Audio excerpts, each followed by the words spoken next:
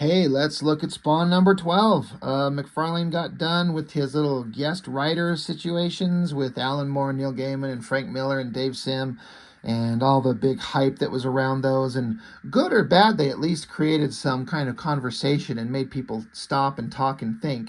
So, I don't know. I guess it was good business for Mcfarlane, but we're back to Mcfarlane doing everything.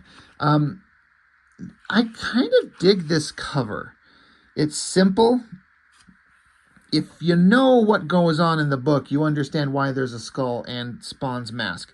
Skulls are nothing new to the Spawn design at all, but there's a thing about this here that's more than just random skull on the cover. So, story and art, Mcfarlane. Kind of standard Spawn stuff. I do not like the clouds in that background there. I think those look terrible. It feels like the coloring guys are doing different things in 1993 with the technology that they've got. And they're trying new things. And I bet at the time it looked pretty amazing, but to me it just looks awful. I like it better if it's just a black night sky with stars. So I don't like the background too much. The moon is whatever. I do always dig this abstracty, very kind of flat, weird looking image of Spawn on top of the cross and his cape blowing in the wind in these weird, chunky, sharp shapes. It's actually pretty awesome. It's one of those things that Mcfarlane does, and he knows how to do it well, and it just works. Another thing he likes to do that does not work is 10 quadrillion words everywhere. Basically just doing sort of a recap. He died, he went to hell, he's supposed to be a soldier of hell, but then one thing got in the way. Love, which they mention a couple times. Spawn's love for his wife. And that's why he's not going down the path that the devil sent him on. And, oh, shit, thank you, Todd Mcfarlane, for doing a giant double-page spread, extreme perspective. This shit looks awesome. This is the stuff that I'm always here for with Mcfarlane. No one does these quite like him. He's got something about the way that he draws that just is so damn epic and cool looking. That's just my opinion, A lot of artists can do big double-page spreads pretty good. Liefeld can kind of do it, like he's, at least he used to be able to back in the day, and Eric Larson can do it. But Mcfarlane had something. I love the perspective going all the way down. There's another billion words on this page. It's like, oh, we don't need all of this shit on here. Stop with the words. Wow me with the art. And so it gives basically a recap of Al Simmons' kind of human life. Basically his relationship with his wife. He met her. They got married. She didn't take his last name, which I have to say, this is one of those things that stuck out in me when I read that. I was like, you know what? I don't know. I guess I kind of at the time understood, like, not necessarily wanting or needing some woman that you're going to marry to take your last name. I didn't fall in love with so-and-so with my last name. I fell in love with so-and-so that is her name and who she is. I think both ways are actually fine now. I'm actually kind of fine either way. But I remember it was an interesting concept I've never heard of. But anyway, Mcfarlane doing this kind of weird abstract-y art thing. I hate this little pointy lip thing that he likes to do. And then everyone else glommed onto it. I don't like it. It just sucks. It looks stupid. Just basically going over how he got married. He was in love with her. She was beautiful. His new wife's mother was there, Grandma Blake. And she just has nothing but amazing things to say about him. And then they show the best man that was there, which, if you know the Spawn story, he ends up marrying this girl once Al's dead. He was there to comfort her, and he stepped in and married her and had a baby with her. And that's what pisses off Spawn the most. I can't decide why, but this picture that he drew of the best man makes him look like a creepy scuzzball. It's kind of weird. The little pencil-thin mustache and the creepy look on his face. I just don't think it works very well. Anyway, now we get a recap of Spawn's relationship to his wife and where she's at now. Now we're back with the bad guys. Giant dark buildings, big dark offices. Mcfarlane doing some weird art color things. I mean, he doesn't color it, but he draws it weird. kind of a weird abstracty way of rendering the light on the face and then the shadows, and then the colorists have to look at it and go, what the fuck do we do with this? And, you know, it makes it look interesting. I don't hate it. But blah, blah, blah, talk, blah, blah, blah. Remember Al Simmons? He was that guy. There was a blackmail situation. Like, oh, yeah, Simmons. He was a major disappointment. Shame about his death. Like, we all know that he was killed by someone. Basically, he was murdered, but we don't know who, what, when, where. But this is Jason Wynn, the main bad guy, the human bad guy. He's a scumball. We hate him. Now we get back to Spawn. He's put on pants and a jacket and a hat with the image eye on it, and he walks up to the house, and it's his wife's, his ex-wife's mother that we saw in the previous pages. Wherever the hell. Here, I like how you were a little bit younger, and now some years have passed, and she's a little bit older. But she's like, hello, who's there? And he's like, Granny, it's Blake. Granny Blake, it's me. And she recognizes his voice. She's like, Al, is that really you? She's like, oh, dear Lord, how can this be? I'm getting scared. He's like, don't be. I just wanted to come by and tell you that you're right. There is an afterlife. I'm sorry I didn't believe you. I didn't heed your warnings. I've been sent to tell you that there's a place in heaven waiting for you. When your day comes, the heavens will trumpet your arrival. And she's like, oh, bless you, child.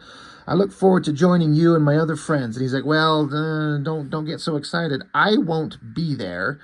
He basically explains that he's a piece of shit human being and he's literally in hell. And she's like, oh, land of Gosha, son, you listen to me, boy, that you don't know.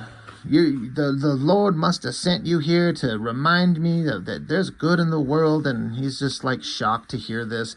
So it's kind of a sweet thing. She's like, no, I see the good in you anyway. So he asks her, does Wanda still think of me? He's like, heaven's sake, child, that woman loved you more today than ever she did. Blah, blah, blah, blah, blah. She still loves you even though you're gone. And so that was something that Spawn really wanted to hear. So he had a little human connection moment. For all the silly stuff that happens in this comic book, this was one of those moments that I thought kind of worked. You know, he's making a human connection. I don't care about all the stupid evil villains and demons from hell. And I don't know. This kind of worked for me. It's a really interesting way that he's rendering her hair and they're coloring. It looks like a pile of cocaine or something. Is this Blind Al from, Deadpool? Anyway, so a little human moment. Then we get back to the news reporters. We ain't listening to anything they've got to say, ever. I don't need to read any of that. We get back to Sam and Twitch. And they're talking about the situation that happened in Spawn 5 with that child killer character that was found dead in their office that Spawn killed. And they're still kind of like suffering the repercussions of that because they're under investigation because the dead body was in their office. And so they're all just freaking out, yelling at each other how things suck. And how we get out of that. And then it comes another moment that I actually do remember from these books I thought was really kind of actually well done and kind of cute because I feel like it's got a real world connection. It's Wanda and their kid, Cyan. And it's the conversation between mom and the kid that rings very true, especially now that I've got kids. It's just the conversation back and forth. She's like, did you have a fun walk? And the girl's like, nope. And mom's like, you mean yes? Can you say yes? And it's chess. And so they try to get her to say the dog's name Shauna, and the kid says Shasha, and then the kid's like, Mama, what is it? What is it? And she says, Jews, which is funny because that's exactly what my boys used to say. They're like, Jews. So I like this cute little interaction. It feels like this is something that Mcfarlane observed on his own in real life with his wife and kid and put it in the books, and it works. And then, of course, they're home, and the kid goes running to Daddit. It's D-A-D-T, Daddit, Daddit, Daddit, Daddit, and he's throwing her in the air. So they're a happy family. It's a cute, happy family. It works. I like it. Poster insert by Rob Liefeld, Blood Wolf. That's not bad. It's fine. But they are walking back to their house, and there's some guys in suits there, and Wanda's like, oh, looks like some people from your work. It's a shame they can't leave you alone. So then guys in the suits show up and vaguely threaten him. Anyway, back with the mob boss guys. They're like, yeah, we threatened him. Our plan's happening. It's fine. It's all good. Great.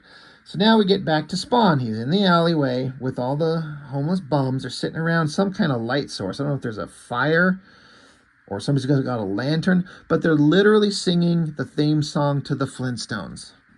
Word for word, Flintstones, meet the Flintstones. And down here is those little credit. Flintstones theme song, copyright Hanna-Barbera Productions. I wonder if this was Mcfarlane's way of sticking a middle finger at Hanna-Barbera Productions when they forced Liefeld to change the character's name from Bedrock to Badrock. Or change it from Bedrock to anything. Seems like a silly thing to get pissy over a copyright. Like the name Bedrock, has that never existed before? No one can use it? But anyway, all of them are drinking and probably smoking weed and getting drunk and singing the Flintstone song, and Spawn yells, Wilma! So he chugs back on the beer, and they're sitting around talking about, just have that gross guy humor, which is kind of funny. They say that Dino from Flintstones was a pussy, the T-Rex from Jurassic Park, that's a real dinosaur. And they're like, hey, the dude over here, to heck with Jurassic Park. Have you ever smelled this guy's Jurassic farts? They smell like they're 70 million years old or something. So it goes to like a 4-panel silhouette of the city, and they're all laughing, ha, ha, ha, ha. And then they kind of quiet down. And then someone burps, and they all start laughing again. So, I've been hanging around dudes, and we all make stupid jokes like that and just laughing because we're drunk and having a good time. One of the guys walks off and takes a piss, and when he comes back, he finds Spawn's mask. He's not wearing it. So this guy picks it up off the ground and puts it on, and acting like a goofball. Excuse me. But the mask decides to go on the attack, and so it zips down over the guy's face, choking him. So Spawn has to leap on him, pull the mask off his face, and they're like, Spawn's like, holy shit, are you okay? I didn't have any control over that. And the guy who's almost choked out is like, no, it's fine, it's all right. It was almost as bad as being around one of them Jurassic farts.